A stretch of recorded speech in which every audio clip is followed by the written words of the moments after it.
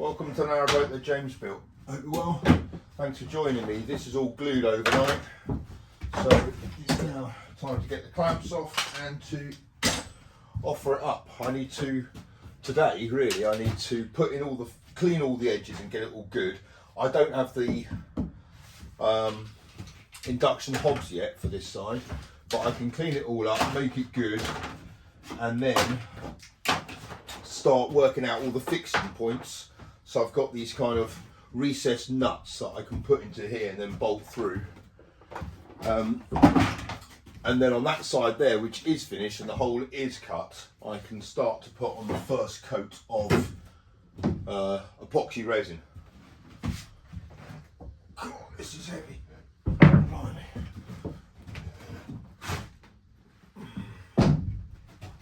Oh shit.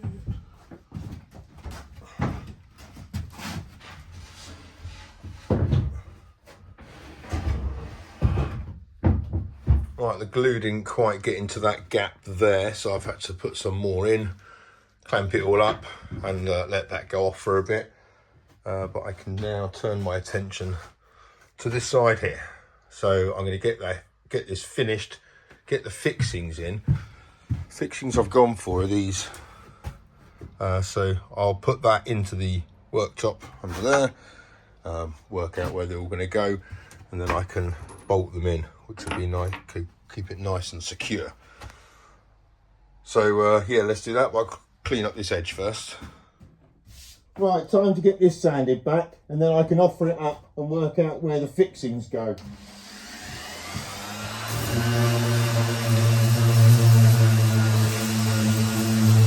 Thanks so much for everyone who's bought a raffle ticket so far for winning a weekend on Slow Patrol or for one of the 20 mugs. There's quite a lot of tickets left though.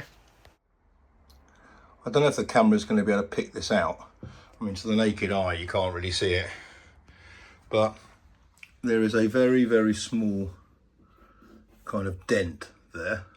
You can see it's gone through one layer of the laminate, and there's a couple of kind of marks here as well. Good thing about using epoxy resin, well, certainly on material like this, is that it's self-leveling, so it will cover all of that stuff.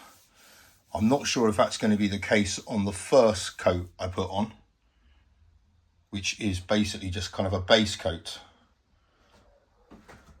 But so let's work, I'll kind of see where it is. So sink's there, it's just to the stern side of the sink. And it's probably about 1 mil deep, maybe less than that, 1/2 mil deep. Right, I'm not sure if this is going to come out on the camera, but I've put a very slight bevel on the edge of this.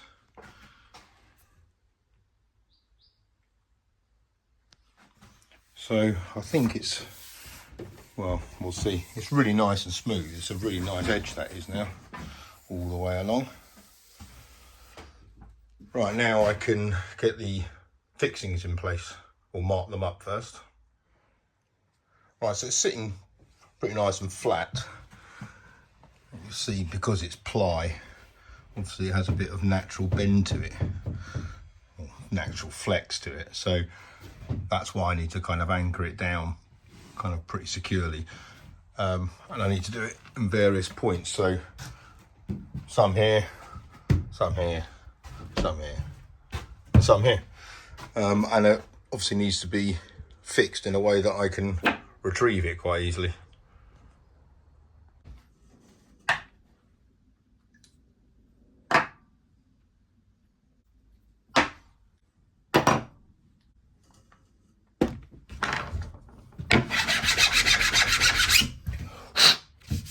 Right, now the hole's been made, I can go in with the fixing, which is one of those. That takes an M8 bolt.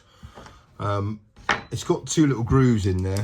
Don't know if it's taking that on camera, which is not very easy to kind of line up and get in kind of nice and true and as close to a right angle as it can be. And obviously it needs to be nice and true. So the way I'm using it, doing this, is getting an M8 bolt with a locking nut at the end, which you can feed into there kind of pretty much halfway or whatever.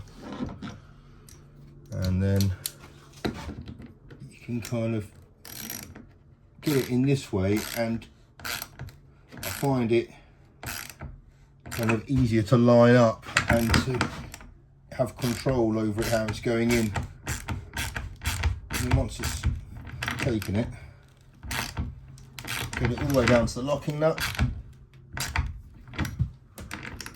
flip it round, quick release. There it is. A quick break in programming. I've had a few people contact me recently about the winning a weekend on Slow Patrol raffle, which is going on at the moment, asking whether they can bring their dog with them for the weekend. And I thought it'd be useful if I replied publicly, so if others had the same thought or question, then this is the information you need. Yes, of course you can bring your dog. I said it is for you and your family. Obviously a dog's part of your family. So thanks for buying a ticket. Best of luck.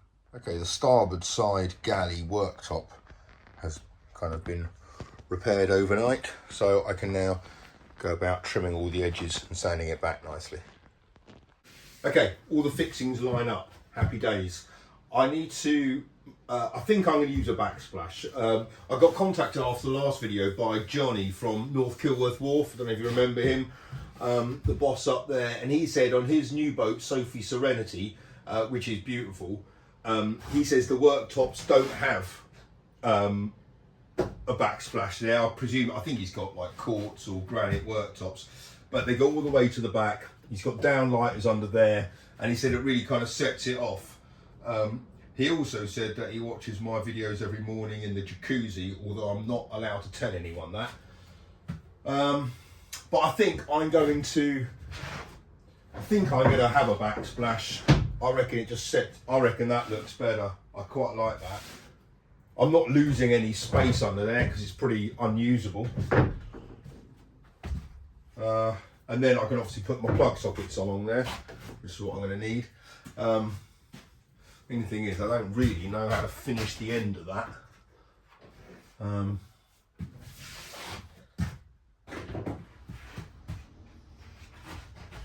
In the past I'd have really shied away from doing cuts like this just because of the straight line issue I'd have had, but this track is a game changer, it really is.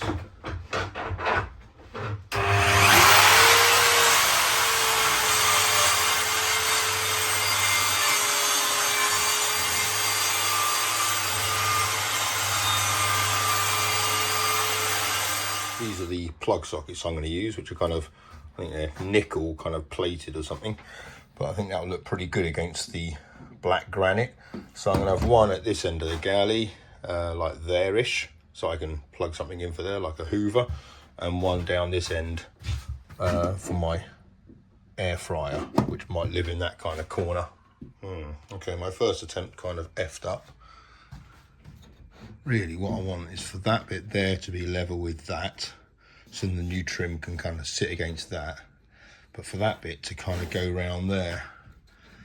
Now what I'm thinking, because I was going to have another piece coming that way, which I guess I could do that, and then to have the new trim against there, but that's going to look a bit weird. It should be like that. Okay, take two.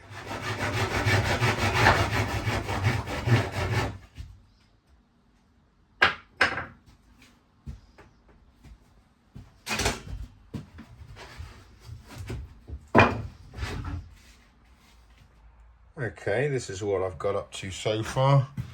Obviously when I put the new bit, well, when I continue the trim along here, I'm gonna have a bit of a, I'm gonna have to do something kind of nifty to make it all work. But in the meantime, I'm thinking that this is gonna be all right. What I reckon I might do though is lock that off there so it's all the same kind of length. Yeah, I think I'll do that. And then I can glue and screw it, and then I can put some filler on it, get it all nice, so I can then put resin all over it, and hopefully that will kind of keep it pretty rigid.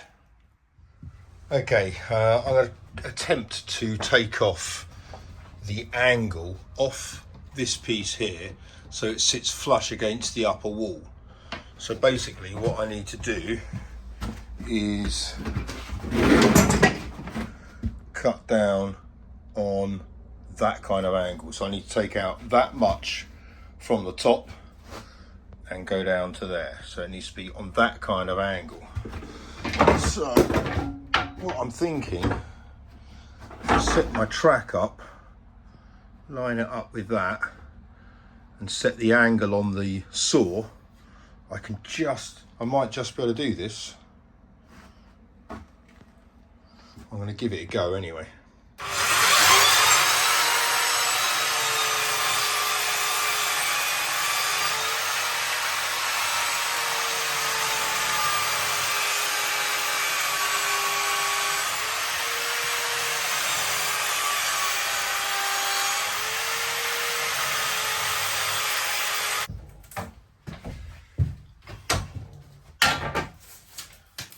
Well, it managed to take off exactly what I wanted it to. Whether I've got it right or not is a different story, but I'm so impressed with this saw. I'm pretty sure though, by looking at it now, oh God, I'm going to look at it in a sec.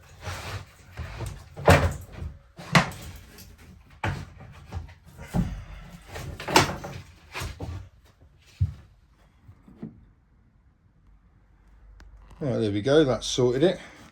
Once it's all kind of glued up in place, that'll be good. Get it all finished in epoxy. Won't be able to see any of those joins, hopefully. Right, let's glue and screw that back together, let it go off, and then I can start mixing up the epoxy eventually. Damn it, I just realised I've forgotten to route out the channel for the LEDs. So I want a channel going all the way up here, round the bend, and then over to there. So I better do that now. Yes, let's do that.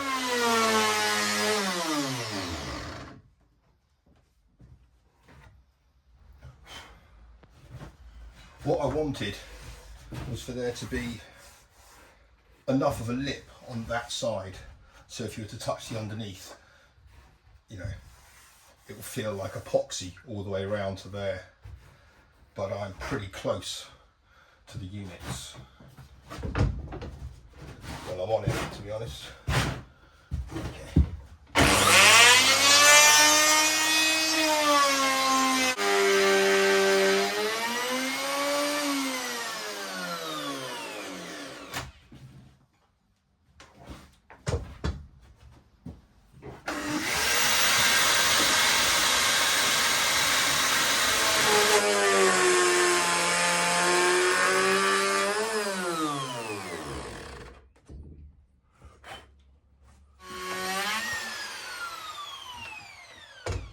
Right, it's advised not to do too much at once, so any more than 2 meters squared really you shouldn't really do. So this space here I'm doing is going to be 2.4 meters by 0.6. It's 1.44 meters squared.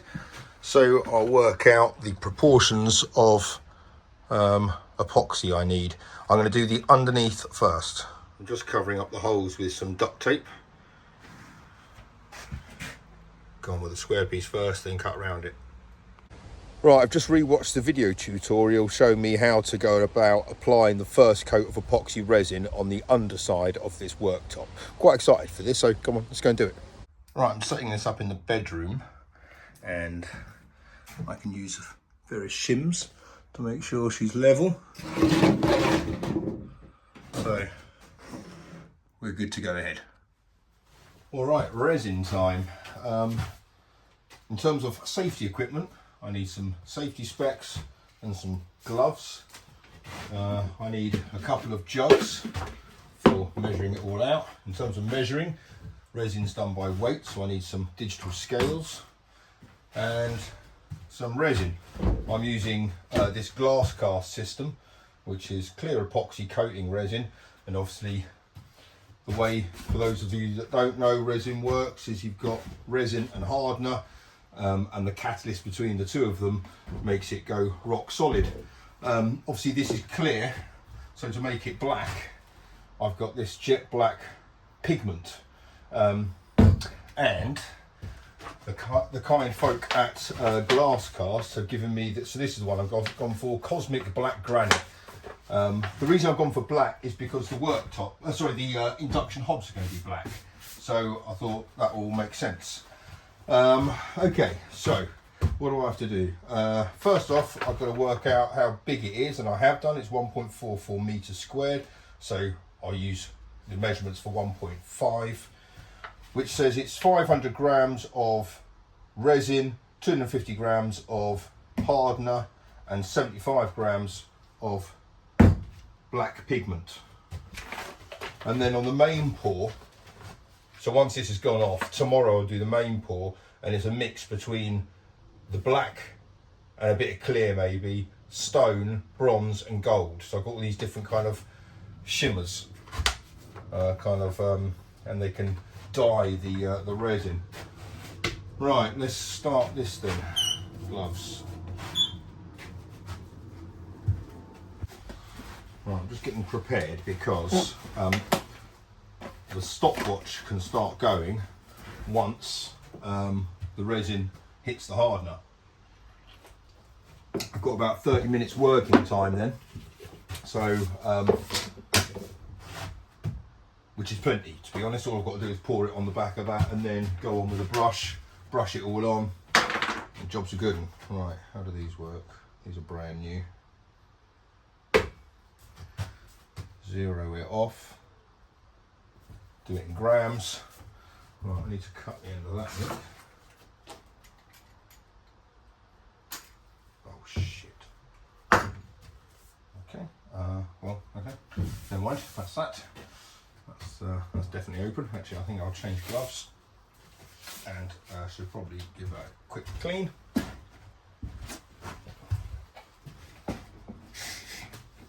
Obviously, this surface has still got to be done tomorrow, so this will be alright. Ever the professional. Gloves.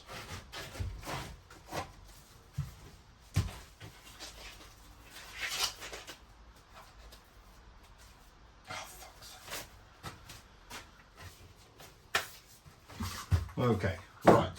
Oh, light's turned off now. Zero. Okay, so clear resin, I need 500 grams.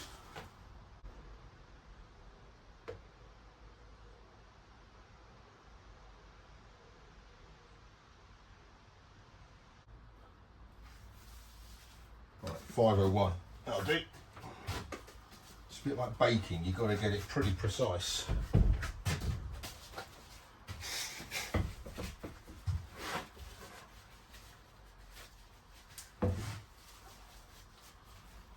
Also, I'm trying to avoid getting resin everywhere.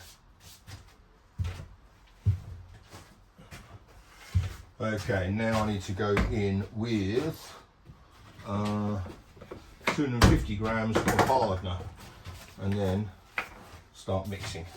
So 250 brings that up to 750. Yeah, 500 plus 250, 750. Oh, whoa, shit. It's a bit more runny. I cannot go over because I can't obviously take this out. 751, there we go. Right, jobs are good. And lid on. Oh, 75 grams of hardener. So that takes it up to, 75 grams of pigment, that takes up to 8, what's wrong with my maths? 825, is that right? 750 plus 75, 825, yes.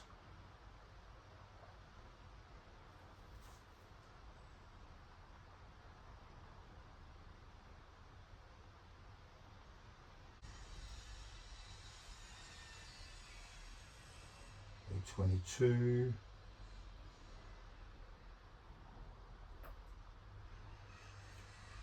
$825. 25. Okay, now mix thoroughly.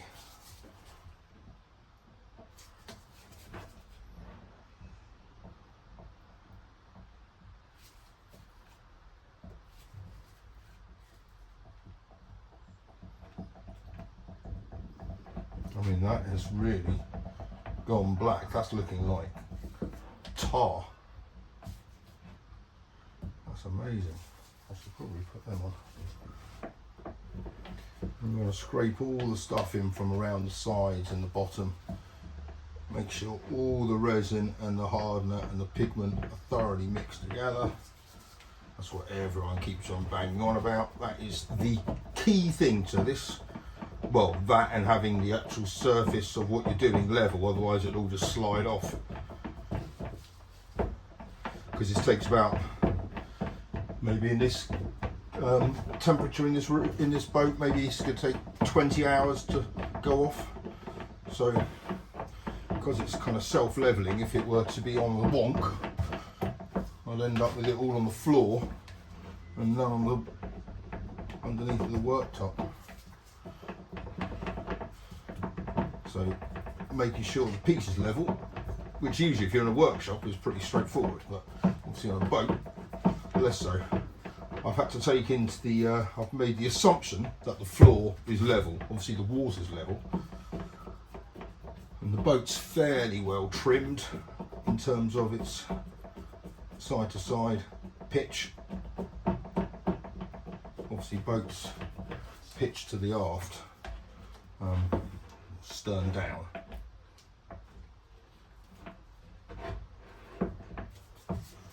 Okay, that's probably quite sufficient.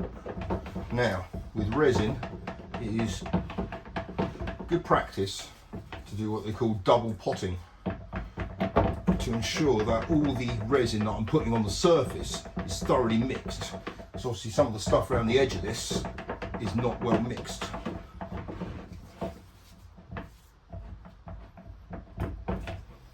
So you get a fresh pot.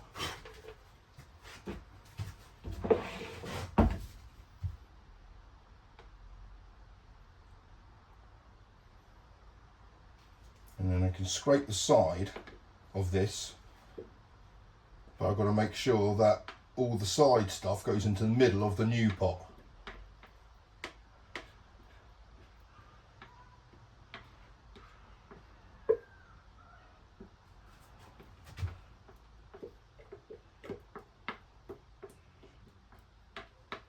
Now I will have a bit of extra quantity here because I've obviously got the cutout for the sink, which I didn't take into account on my measurements because I wanted to see if I get the backsplash done at the same time. Right, I'm going to leave that alone now. Now, mix again. There's a school of thought with mixing resin about putting air bubbles into it, so the more you mix it, or if you had an electric mixer, then you might be putting air into it. But this system here by Glasscast is apparently been formulated in a way that reduces the air bubbles and makes it like super clear. Well, let's put that to the test. Right, I think we are probably good to go now. By my estimation, I've got about 20 minutes work or pot time left, and then I can get it onto the worktop.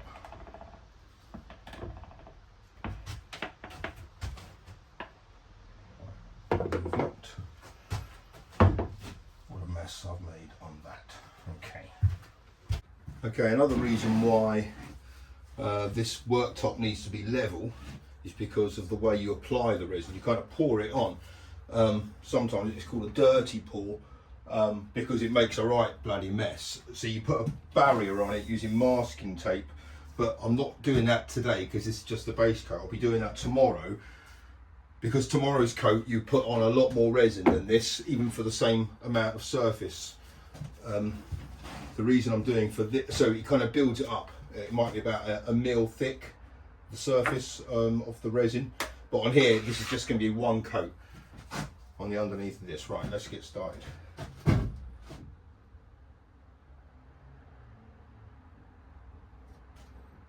I don't really know, just kind of get it all on apparently, and then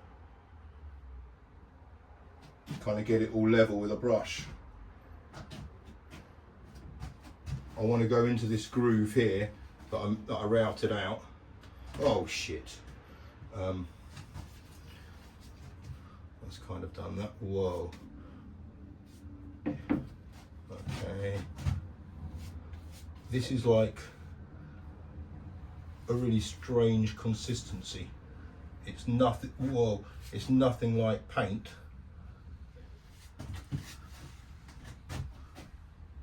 It's more like glue,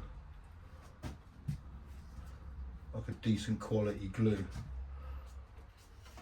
I'll have to take the safety specs off, I can't really see. The idea of this coat is that it blocks out all the existing colouring or patterns on the worktop. So if you imagine you're applying this to like a laminate worktop, this would just black out everything. And this has got to be a really kind of level surface. When I finish this, I've got to get this all pretty even and consistent.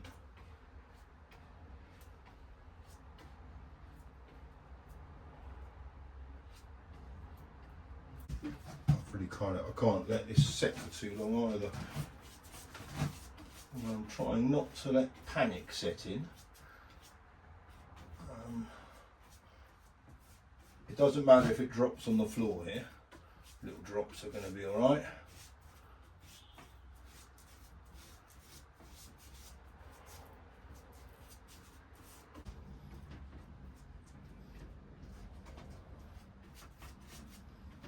I want it to go into all those cracks there, or not cracks, you know, in the seam between the bits of ply here on the bottom. So when it's hardens, it will just make that rock solid.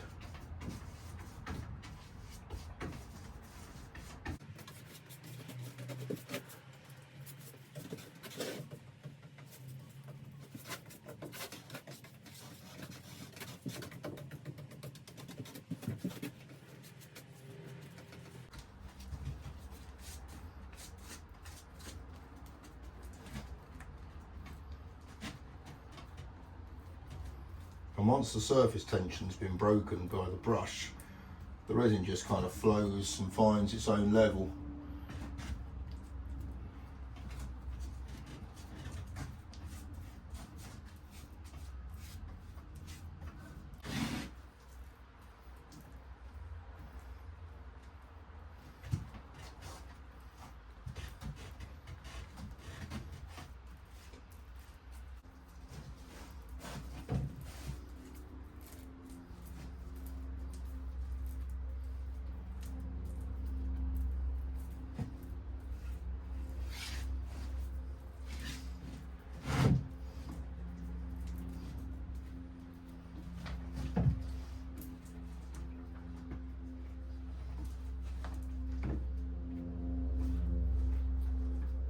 Well, this first part's gone pretty well. I've read the instructions a few times. I watched the instructional videos quite a few times. So I was all pretty prepared for this. The one thing I wasn't quite prepared for is the taste of resin.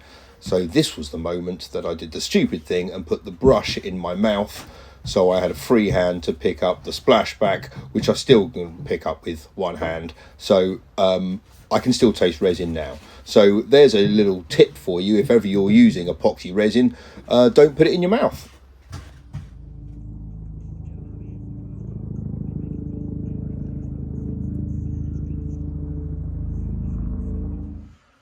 Okay, it's been about an hour, maybe an hour and a half since the resin went on the worktop. So, and literally as soon as I got off this boat, went back onto slow patrol, there's a canoeing club right up here. Anyway, about 3 of them went past really quick, like faster than a narrowboat would. And I know it's only a canoe, but it made a right bloody wake, and the boat was sloshing side to side. So I'm now half expecting it all to be on the floor. This stuff this has become much more viscous now. So look at that, that's not as runny as it was. So it's starting to kind of harden. All right, here we go. Well, it's not all on the floor, that's a good thing. That's the backsplash done. God, it's quite glossy, this stuff, isn't it? The end grain, bear in mind that's ply. Okay, you can see it's a bit visible there, but that's only one coat. I'm quite impressed though how it's blocked out the colour on that face of ply there. Obviously that's going to be a very, very visible part, that. And I was worried about the absorption, because sometimes when you paint the side profile of ply, even though you've put, you know, glue on it and sealed it, it can still sometimes suck it all in and it just looks like ply. But this is, yeah, a few spots there where it kind of has absorbed a bit, or maybe my covering wasn't as thick. But all in all, that's pretty good. There's a few spots and dots on the top, I mean a few thousand. I'm not sure if that was dust particles, because, well, it's me doing it on this boat, or whether that is air bubbles or whatever. I'm not too sure yet, but this is all working quite nicely. I've taken the covers off those because obviously they were all covered in resin, and once it hardened I've never got them off, so they're all, but look how shiny it is. That's incredible. Right, well, I'll leave that to go off overnight. Right, tomorrow's plan is to sort out this worktop here on starboard side. So it needs to be turned over. I need to route out the channel, which I'm not particularly looking forward to, because there's 1, 2, 3, 4 curves on it. Although with the router with that jig worked quite well on the straight edges. And then I've got to put the fixings in it, and then first coat of epoxy. I'm happy with how that one went on today. So it was quite straightforward though. So not much can really go wrong with it. It's just one colour, a smallish amount of resin. It has raised my anxiety somewhat for the main pour, which I don't know when I'm going to do, maybe over the weekend. Because there's a load more resin to go on there. There's loads more kind of pigments and techniques to use. And the timing of it all's got to be kind of, it's all pretty critical in terms of taking off the edging and letting it pour over the edge. So, but in terms of edging, I'm really happy with how that one has come out, because there's, yeah, not much kind of ply is showing through. So it's all boding well for the overall look of the galley. So that'll take shape hopefully over the next few days. Join me then. Thank you so much for watching. Until next time, take care. Bye bye.